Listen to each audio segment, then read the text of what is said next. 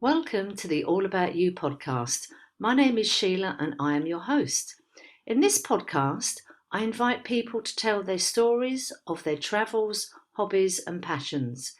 These podcasts are also now available on my All About You YouTube channel.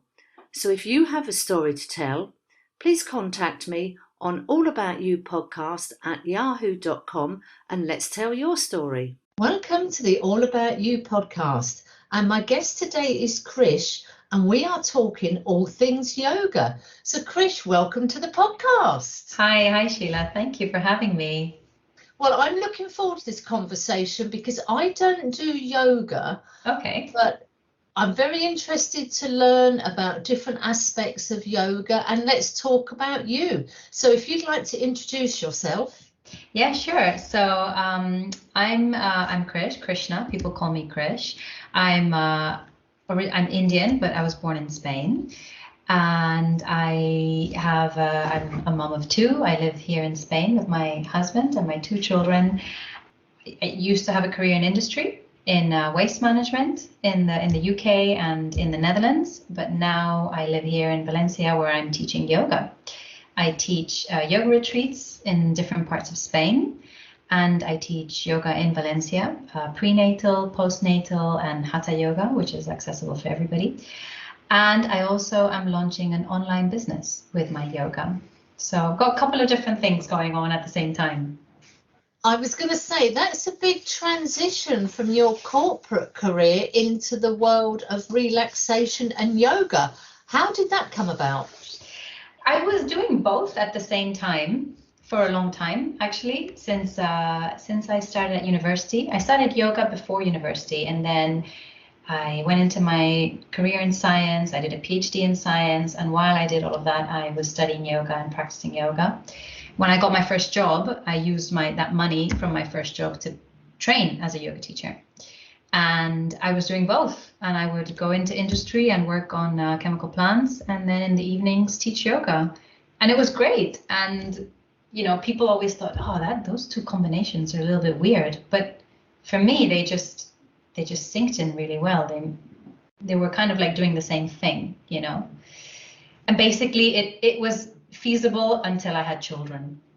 I carried on doing that even after my first child. But then after the second child, something had to give. It was just too much to have full-time job, the yoga teaching, and the children. So I decided to take a career break from my industry path.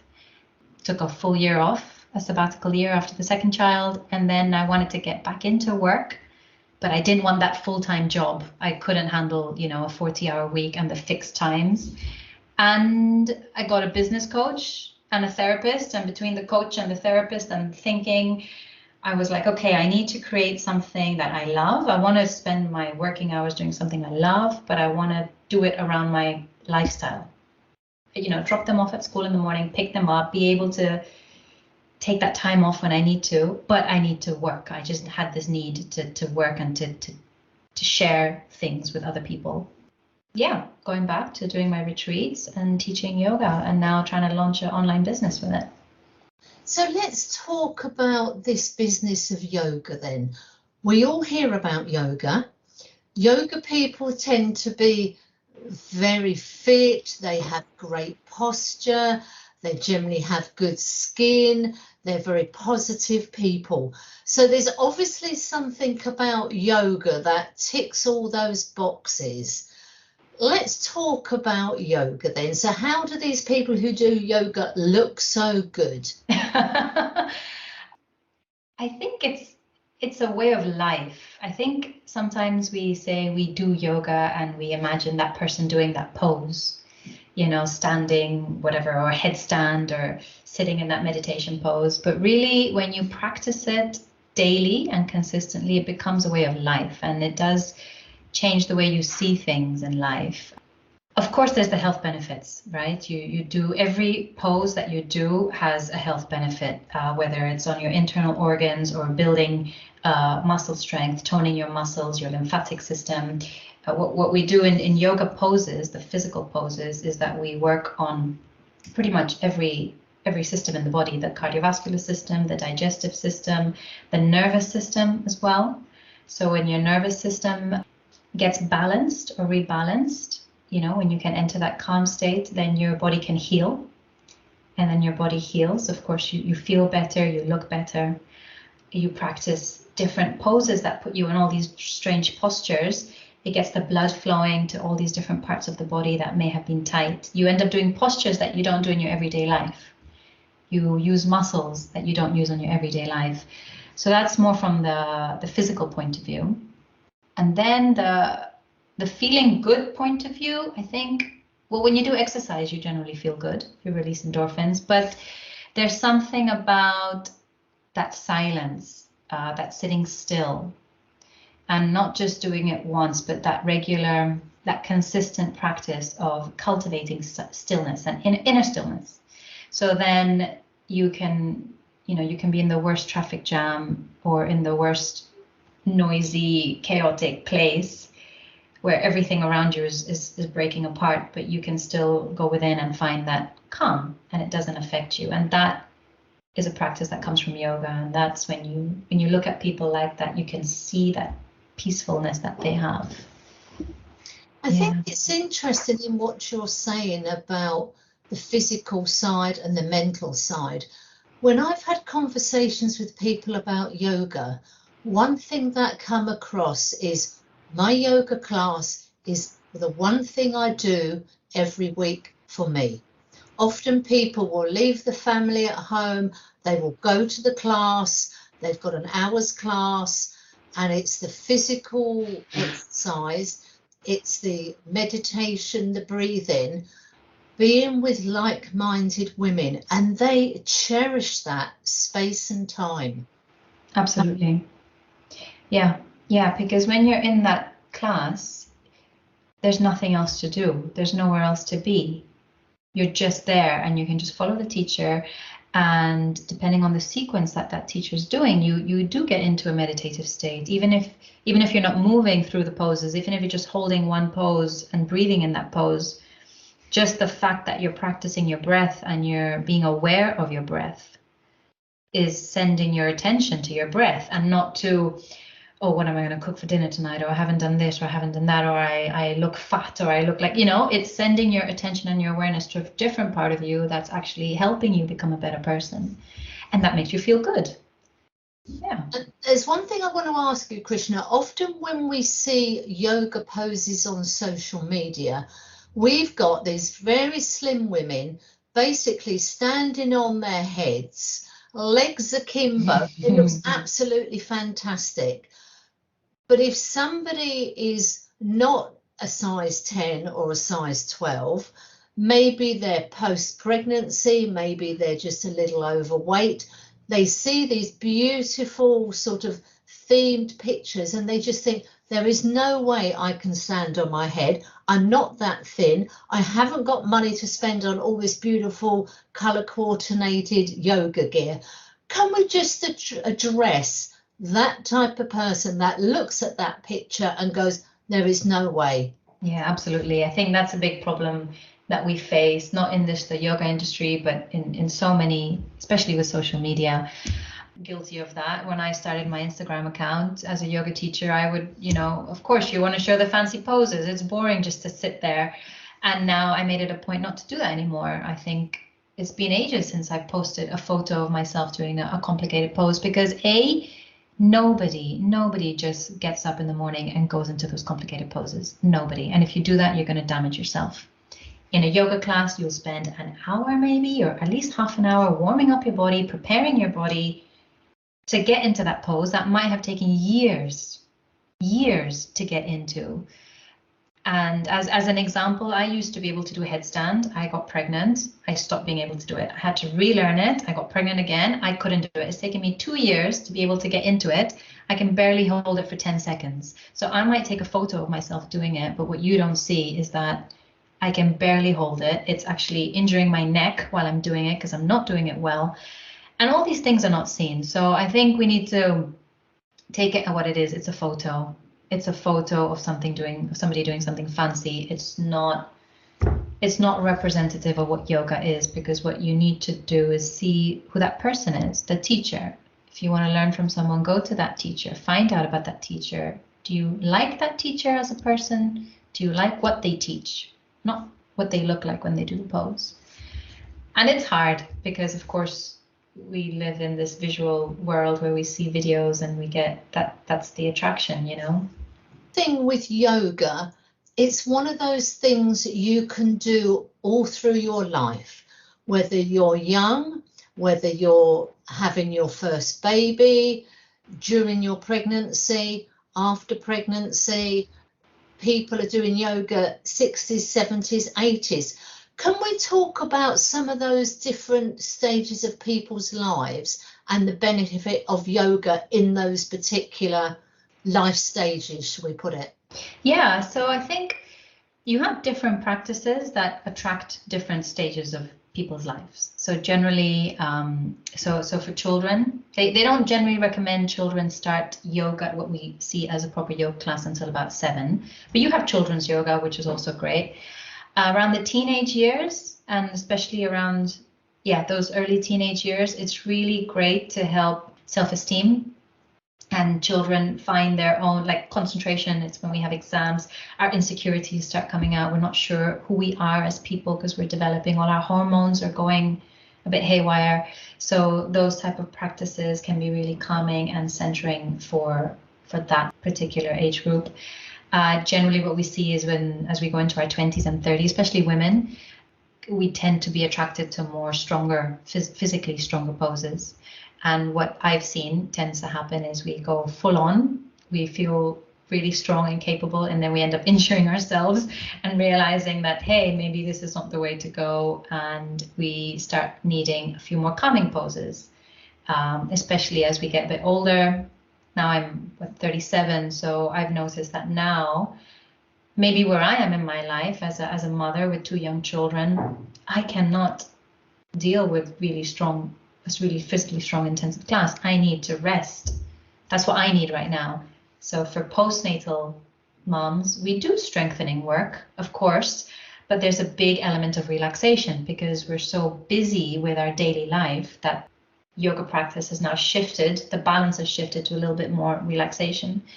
And as you get older with women, there's menopause.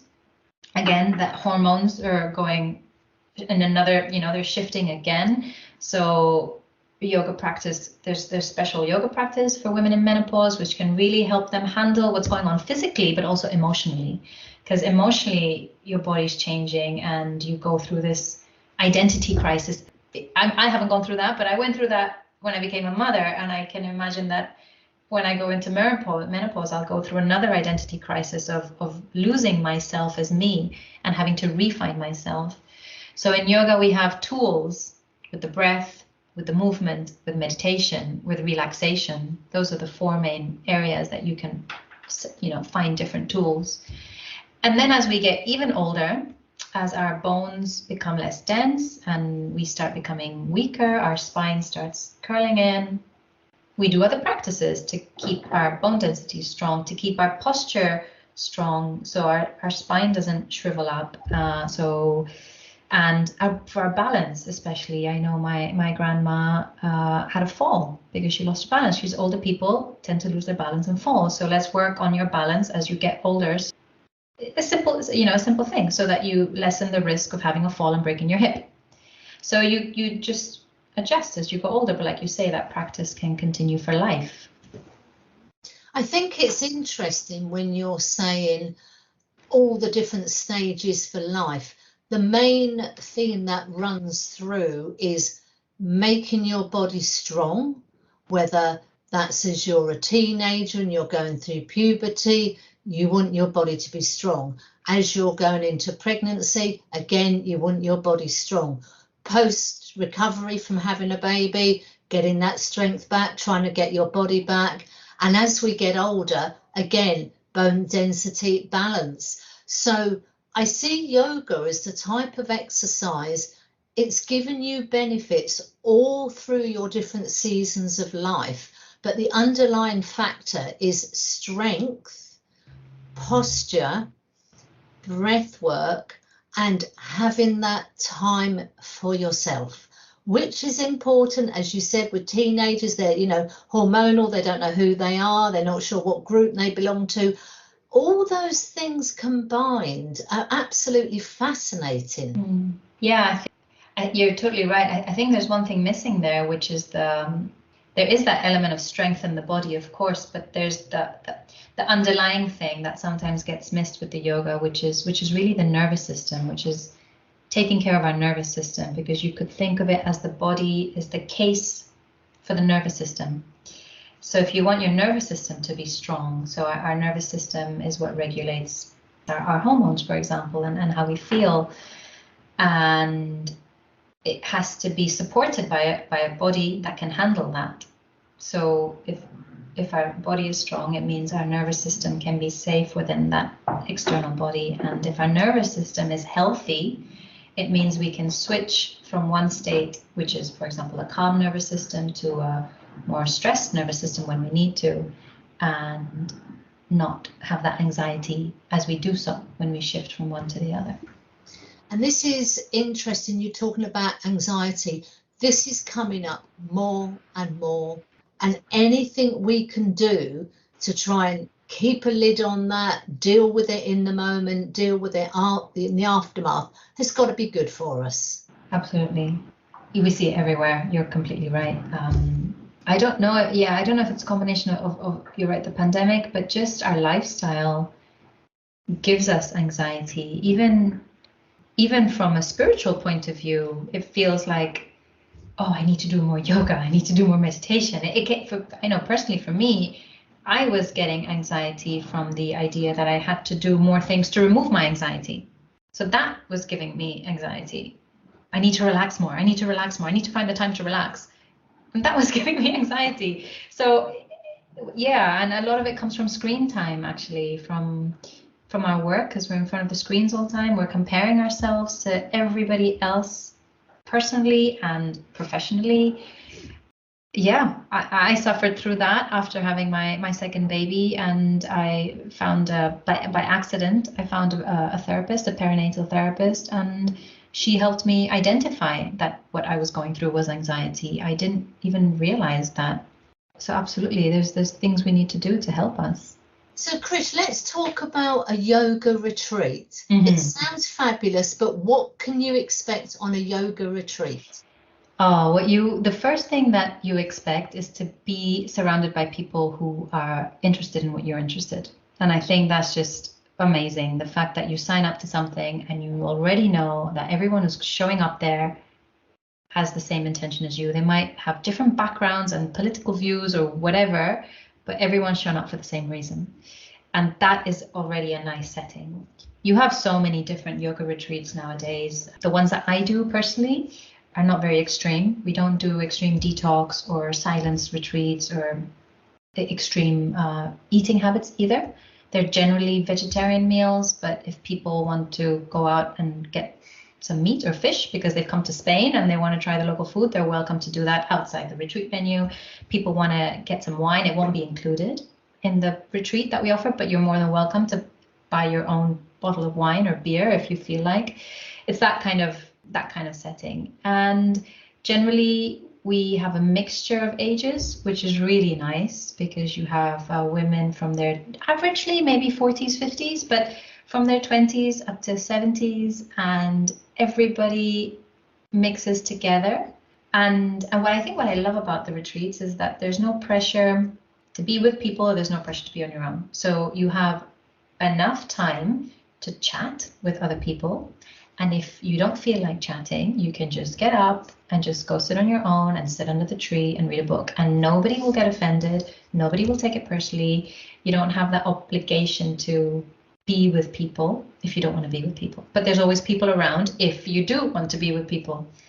That doesn't tend to happen in everyday life. If you go for a meal with someone, you have to sit with that person and just be with them. But in a retreat, you do that. And also, when you generally practice at 1 or 2 yoga classes a day, you feel the shift happening in your body. First, you feel it physically. Your body, after the first day or 2, your muscles feel toned. People go to the toilet a lot because their digestive system is suddenly on fire because they've gone from sitting at a table all day long to doing yoga in the morning and yoga in the evening, or maybe going for a walk or going for a nap. They've been able to relax. So when their body has relaxed, they can start healing and they feel better. And then by the third day or so, emotions start coming out. People cry. Things it's like peeling, you peel off their layers. People will either cry in a yoga class or come to chat to the teacher. Emotions start happening. Sometimes people get a bit angry because you start discovering deeper layers of yourself and things start coming out. So those things, it doesn't always happen. Some people just come, have nice food, practice yoga and go and have a good time. But sometimes people can go a little bit deeper and things start to surface. And then they have like light bulb moments and they discover things about themselves and they go away as new people with new intentions and brighter ideas and feeling stronger from the inside to deal with whatever problems that they left behind at home and ready to face them when they go back. So it's really beautiful. So how long is a normal yoga retreat? The ones I do are generally about 5 or 6 days. I think weekend retreats are great. They're nice to switch off from the weekend, but what I do is a little bit longer. The ones I do 5, 6 days. I've done up to a week. And I think that's a good amount of time to help people connect, because you have strangers coming together. You give them enough time to settle in, and these are people who might just practice yoga once or twice a week, and you go from that to doing it twice a day. It's a big shift for people, and if they've traveled, they need that time to settle in. So I was going to ask you, Krish, about the levels.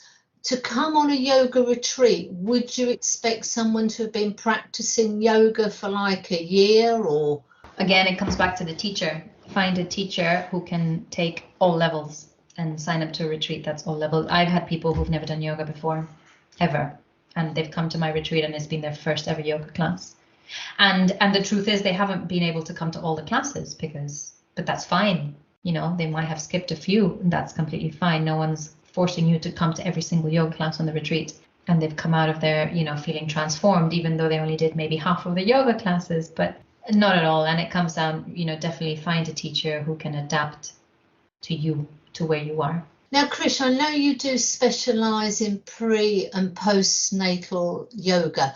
Can we talk about the effect of yoga on women just about to get pregnant or in early stages, just about to give birth, and post?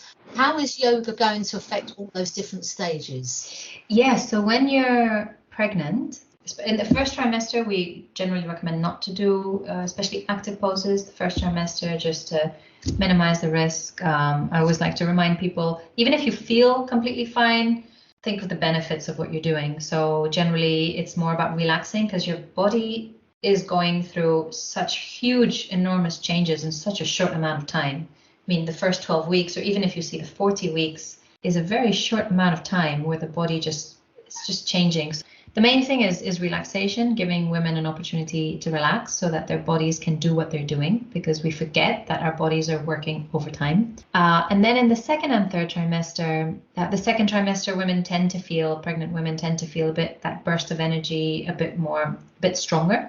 We do a bit of strength work, so physically, legs, arms, getting the body physically ready for the delivery and for what's coming after.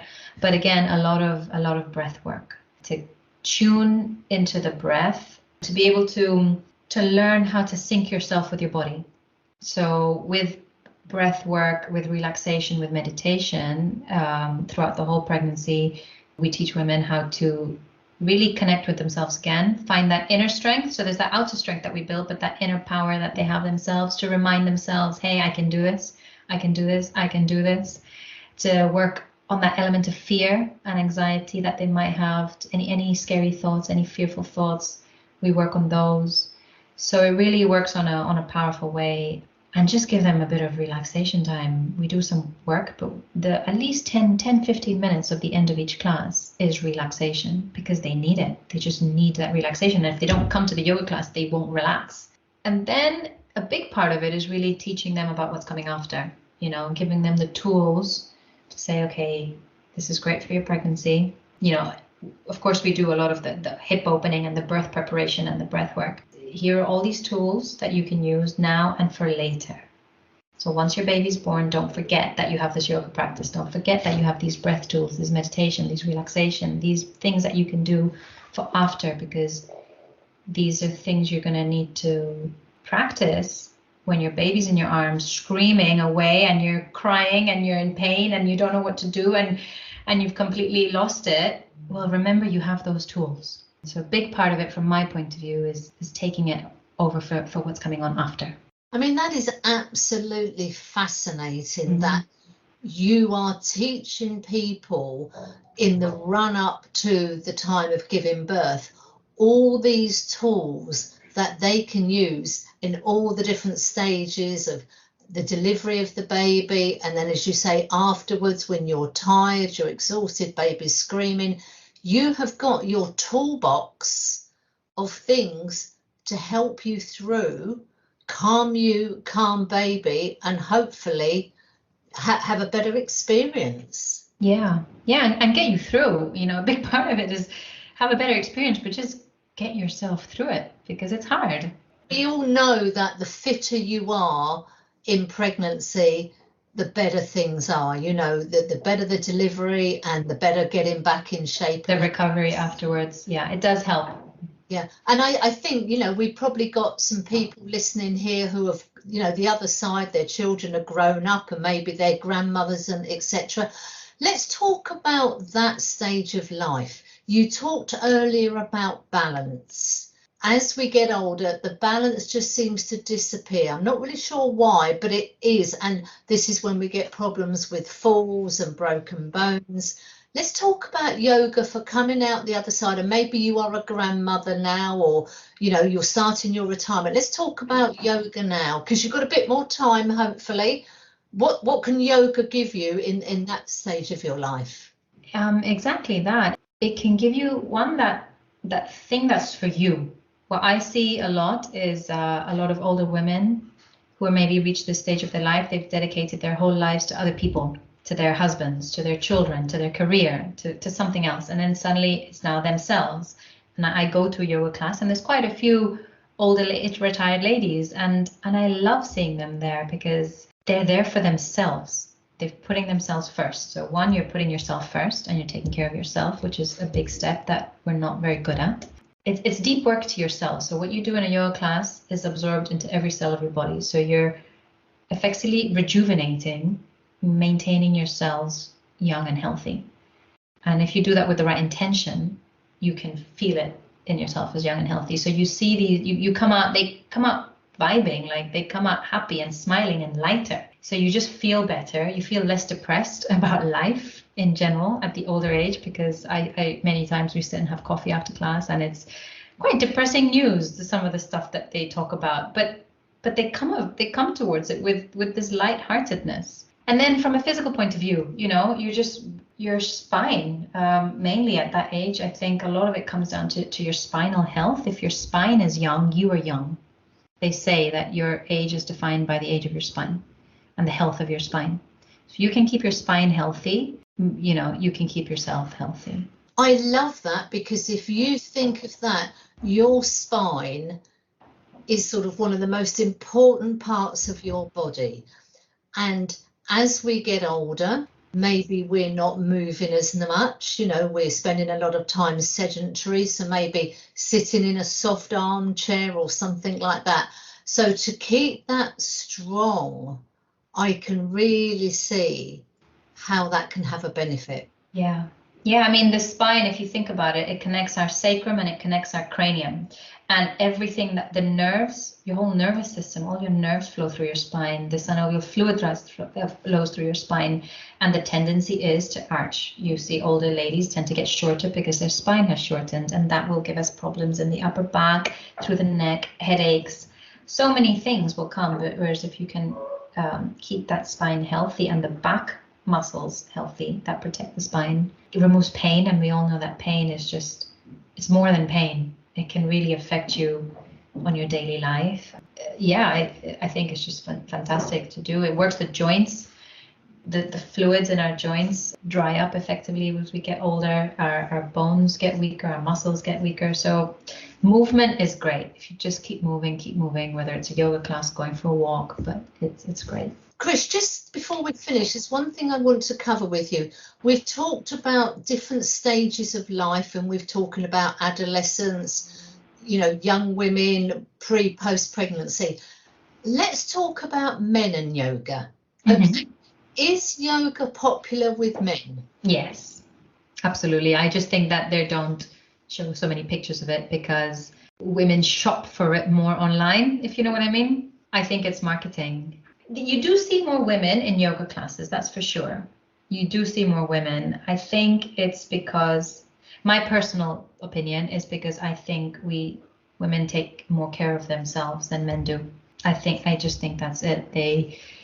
And many men, they do yoga, they like it, but they just don't get into the routine habit of it because maybe they see it as too soft or too feminine. It's for men, absolutely.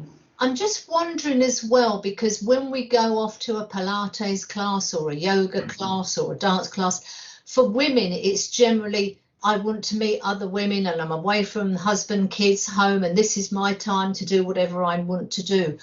In a lot of classes, exercise classes, you do get predominantly women. Maybe men are at home doing yoga in their lounge, do a DVD or online now. Yeah, absolutely. And they do it, I don't know if my husband will hear this podcast later, but I watch his workouts that he does at home online, and they're advertised as whatever, strength building, macho, all the macho terminology. And I watch what he does, and half of it is yoga. It is there, it's just transformed into something else. And if you watch YouTube videos of many male fitness classes, they'll do downward dog and they'll do child's pose and they'll do lots of these stretches and they'll give them different names, but they're yoga poses. So they're doing yoga, but they've wrapped it up in sort of a macho yes, cloak, so to speak. Yeah, that's what I see. I know, of course, there's a lot of male yoga teachers who are amazing, a lot of male practitioners who are amazing, but I think it's maybe not so attractive to men to come that way. It's marketing. They just need to sell it in a different way for men. It's an interesting question, though, isn't it? I'd have to do a little survey with a few men and say, okay, what about men and yoga? What's your opinion? And Exactly. See what comes out. So, Krish, just before we finish, let's talk about your plans for the future. So, what is on your table at the moment for yoga? So what I've got in store is, taking yoga online. So it's going to be pre and postnatal yoga with an element of coaching to it as well. So I've hired a prenatal coach, an emotional and mental health well-being coach. And every month there's going to be different specialists coming in and doing their thing. So this month, December, we're starting with nutrition. Another month we'll do breastfeeding. Another month we'll do relaxation. We're going to pick different topics every month, but that's the idea. So to have not just the physical side or the therapy side, but really to combine it together. And have you got any retreats planned on your calendar? Yes, I do. I have a yoga and hiking retreat, which is one of my favorite locations in Spain. It's in Andalusia in a natural reserve. Only retreat I've been to where you don't see a single telephone pole or a single building. You don't see anything human apart from the valley. It's incredible. You're in the middle of the mountains and it's an old farmhouse that's been turned into a retreat center, and it's literally in the middle of a nature reserve, and we just do a bit of hiking and we do yoga. So that's going to be next October 2023. Wow. Yeah. So Krish, wish you huge luck with your new business. It sounds like an awful lot of work. It is. It's launching a business is exciting, but it's definitely a lot of work, but I'm enjoying it. I'm really enjoying it. Well, Krish, thank you so much for taking us into the world of yoga, all the different life stages. And I will definitely ask around a few men I know what their opinions on doing yoga. So, and I'll get back to you on that. Yes, definitely do so. Krish, so I'll put all the links to your website, everything with the podcast. Thank you so much for taking us into the world of yoga. Thank you very much. I hope you enjoyed the conversation. Please subscribe on whatever platform you are using. It is free, and if you would like to tell your story, please contact me on allaboutyoupodcast@yahoo.com and let's tell your story.